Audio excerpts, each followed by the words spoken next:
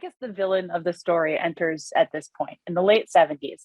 There's this money guy. He owns hotels and has a bunch of money. His name is Robert Brock. And he basically creates, well, here's what he does.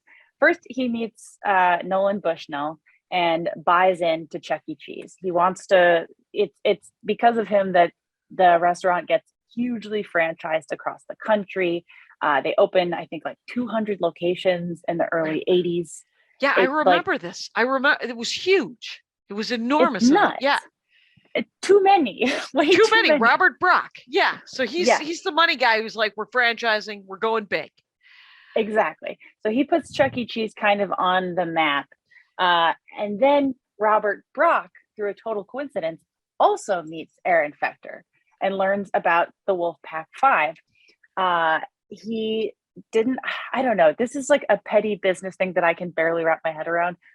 From what I could put together, because I researched this very intensely at the time, from what I could put together, Robert Brock was upset that Nolan Bushnell had already heard of the Wolfpack Five and never told him. He viewed this as being a bad business partner. A betrayal.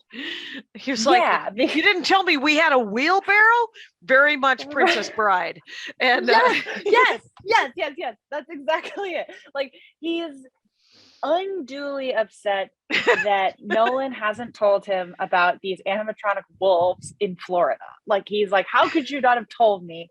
And Robert Brock is so mad about this that he decides he's going to double cross Nolan Bushnell as well. And he's going to buy in with Aaron Fechter and start a competing pizza restaurant against the pizza restaurants he just franchised. And that's why Showbiz Pizza exists. That's nuts. You are correct. It's nuts. It's so weird. Wow.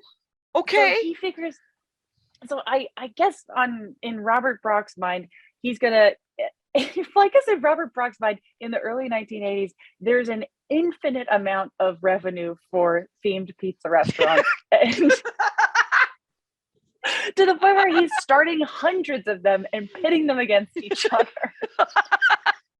He's definitely a super villain. He's like cartoonishly evil.